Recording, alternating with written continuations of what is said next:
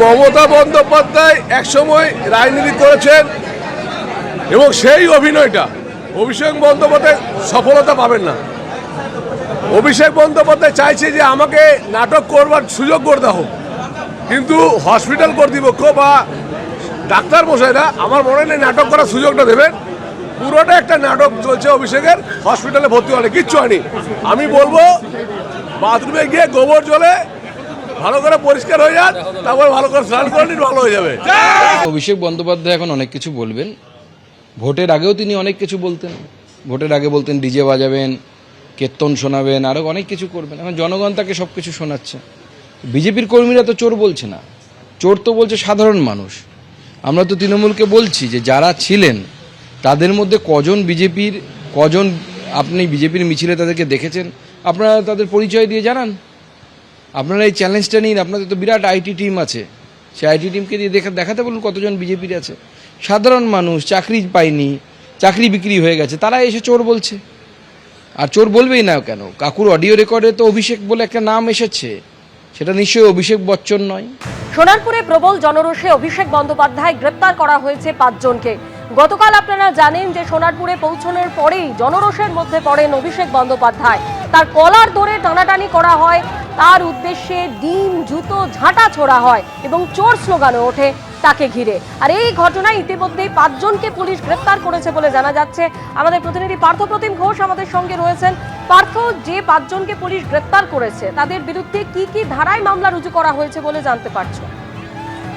দেখো, পুলিশের তরফ থেকে যে বিষয়টা বলা হচ্ছে, গতকালকে যে ঘটনা যে পরিস্থিতি তৈরি হয়েছিল, সে যে অভিষেক বন্দ্যোপাধ্যায় যখন সোনারপুরে যান তো তাকে ঘিরে একটা জনরোষ তৈরি হয় এবং তাকে ঘিরে একেবারে চোর চোর স্লোগান থেকে শুরু করে ডিম উড়ে আসে, ঝাঁটা উড়ে আসে এবং সেই ঘটনার পরিপ্রেক্ষিতে কোনো রকমের সেখান থেকে অভিষেক বন্দ্যোপাধ্যায় বেরোচ্ছে। এবং এই ঘটনার পরিপ্রেক্ষিতে পুলিশ জানাচ্ছে তারা একটা মামলা রুজু করেছে এবং যেটা হচ্ছে সাংসদ যে পরিস্থিতিতে পড়েছিল সেই পরিস্থিতির পরিপ্রেক্ষিতে এই মামলা রুজু হয়েছে এবং সেই মামলা রুজু করে পুলিশ জানাচ্ছে ইতিমধ্যে বিভিন্ন ভিডিও ফুটেজ তারা খতিয়ে দেখেছেন এবং খতিয়ে দেখে 5 জনকে চিহ্নিত করেছেন এবং 5 জনকে চিহ্নিত করে গতকাল রাত্রিবেলায় সোনারপুর এবং সংলগ্ন এলাকা থেকে তাদেরকে গ্রেপ্তার করা হয়েছে। পুলিশ জানাচ্ছে গোটা বিষয়টা খতিয়ে দেখার কাজ ইতিমধ্যে শুরু হয়েছে, তদন্ত তারা করছেন। অর্থাৎ গতকালকে যে পরিস্থিতি তৈরি হয়েছিল সেই পরিস্থিতির পরিপ্রেক্ষিতে পুলিশ জানাচ্ছে যে সাংসদ অভিষেক বন্দ্যোপাধ্যায় যখন সোনারপুরে যান সেই ঘটনার পরিপ্রেক্ষিতে কিন্তু 5 জনকে তারা গ্রেপ্তার করেছে এবং তা আরো কারা কারা রয়েছে সেই বিষয়ে দেখা হচ্ছে। বিভিন্ন ভিডিও ফুটেজ খতিয়ে দেখছে পুলিশ, জানাচ্ছে তারা একটা ইতিমধ্যে মামলা রুজু করে গোটা ঘটনা তদন্ত শুরু করেছে। ধন্যবাদ পার্থ।